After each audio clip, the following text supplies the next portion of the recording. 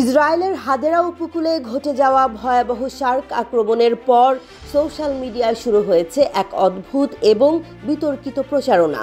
ডাইভারকে আক্রমণকারী এই শার্কটি এবার হয়ে উঠেছে ইসরায়েল বিরোধী এক নতুন চিহ্ন। আরব সোশ্যাল মিডিয়া প্ল্যাটফর্মগুলোতে এই ঘটনাকে হাস্যকর ও বিদ্রূপমূলক পোস্টে রূপান্তরিত করা হয়েছে, যেখানে শার্কটিকে হামাসের সবুজ ব্যান্ড বা হিজাব পরানো ছবি দিয়ে ছড়িয়ে দেওয়া হয়েছে। কেউ কেউ এই ঘটনাকে গাজা যুদ্ধের সঙ্গে জুড়ে দিয়ে ইসরায়েল বিরোধী প্রচারে ব্যবহার করছেন। বিশেষ করে হামাস সমর্থকদের অনেকেই শার্কটিকে রীতিমতো মুক্তির যোদ্ধা রূপে তুলে ধরেছেন। সামাজিক মাধ্যমে ভাইরাল হওয়া ছবি ও পোস্টে দেখা যাচ্ছে শার্কের মাথায় হামাসের সবুজ হেডব্যান্ড বা আরবদের ঐতিহ্যবাহী কেফিয়ে, আর নিচে ক্যাপশন আবু শার্ক ফোর্সের যোদ্ধা। অন্য এক পোস্টে লেখা, এই হলো অ্যান্টিসেমিটিক শার্ক যে লড়ছে চূড়ান্ত বিজয়ের জন্য।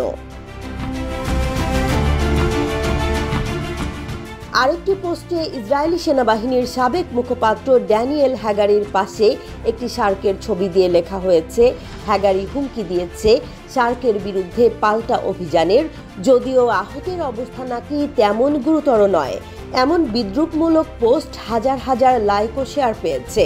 এসব কন্টেন্টে যুদ্ধের সঙ্গে সম্পর্কহীন ঘটনাকে ব্যবহার করা হয়েছে ইসরায়েলের বিরুদ্ধে প্রচারের হাতিয়ার হিসেবে।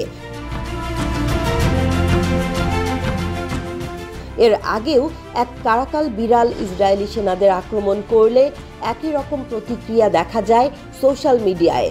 কেউ কেউ সেই প্রাণীর ছবিতে হামাসের প্রতীক যুক্ত করে, আবার কেউ লিখেছে ধন্যবাদ মিশরীয় কারাকাল, কিংবা প্রকৃতিও তোমাদের অস্তিত্ব মেনে নেয় না। এমনকি কৃত্রিম বুদ্ধিমত্তা দিয়ে তৈরি একটি ভিডিওতে দেখা যায় কারাকালটি ফিলিস্তিনের পতাকার পাশে দাঁড়িয়ে সেনাদের বিরুদ্ধে কথা বলছে এবং একই ধরনের হামলার ডাক দিচ্ছে। বিশ্লেষকদের মতে এই ঘটনাগুলো স্পষ্ট করে দিচ্ছে ইসরায়েলের সঙ্গে যুদ্ধ বা উত্তেজনার বাইরেও যে কোনো ঘটনাকে কৌশলে ব্যবহার করা হচ্ছে অনলাইন প্রতিরোধের অংশ হিসেবে।